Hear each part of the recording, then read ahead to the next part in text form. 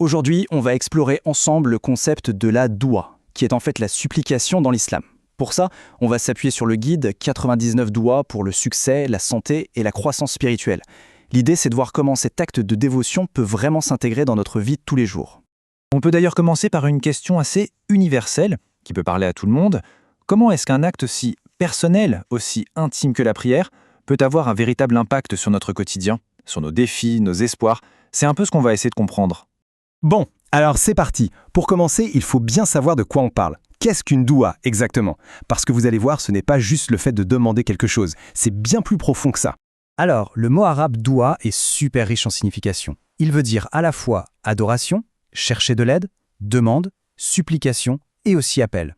Ce qui est vraiment intéressant, c'est que toutes ces idées, au fond, elles convergent vers un même point. L'idée de connecter son cœur à Dieu.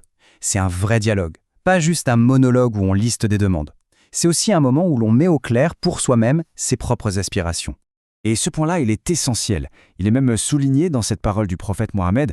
Le simple fait de prier, de supplier, est déjà considéré comme un acte d'adoration en soi. Vous voyez, ce n'est pas seulement un moyen pour obtenir quelque chose, l'acte lui-même a une valeur immense. Ok, maintenant qu'on a défini ce que c'est, passons à la signification. Pourquoi est-ce que la doua a une place aussi centrale dans la vie d'un croyant? Eh bien, c'est parce qu'elle est vue comme une sorte de ligne directe, une connexion sans interruption. Et ce verset du Coran l'illustre à la perfection.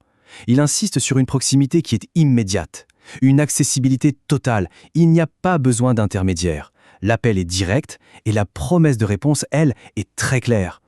Ça apporte un sentiment de réconfort qui est vraiment profond. Une connexion qui n'est, en théorie, jamais rompue. D'accord. Mais alors, une question très pratique se pose. Que se passe-t-il concrètement après avoir formulé une doua? Comment cette réponse divine se manifeste-t-elle? Eh bien, la réponse, selon la tradition islamique, est beaucoup plus nuancée qu'on pourrait le croire. En fait, l'idée clé, c'est qu'une prière est toujours entendue. Toujours. Mais la réponse peut arriver de 3 manières différentes. Soit on a une réponse immédiate, visible, ici et maintenant. Soit la réponse est, disons, mise de côté pour un moment plus opportun, jugée meilleure. Ou alors, 3e possibilité, ces bienfaits sont conservés pour l'au-delà. Ça invite à une certaine confiance, à beaucoup de patience, et surtout à comprendre que l'acte de demander est déjà en soi une forme de soulagement. Allez, pour rendre tout ça un peu plus concret, on va regarder quelques exemples tirés directement du guide. Ces douas, elles montrent bien comment la spiritualité peut s'ancrer dans nos préoccupations de tous les jours. On commence avec un premier exemple, une vertu universelle, la patience. Face aux difficultés, aux frustrations de la vie, il existe des supplications spécifiques pour demander cette force de tenir bon, de persévérer. Cette doua, elle est à la fois très simple dans sa formulation, mais d'une puissance incroyable.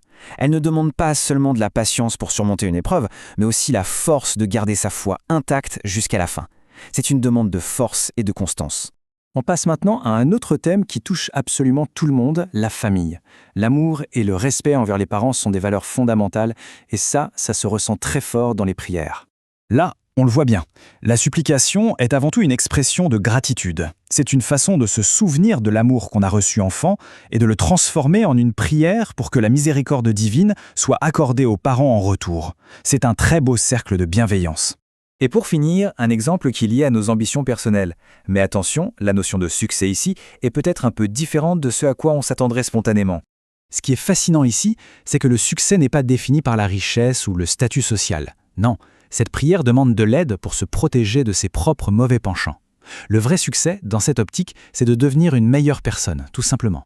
On arrive à la conclusion. Maintenant qu'on a vu ce qu'est une doua, son importance, comment elle s'applique au quotidien, on peut se poser la question finale. Mais alors, quel est son but ultime?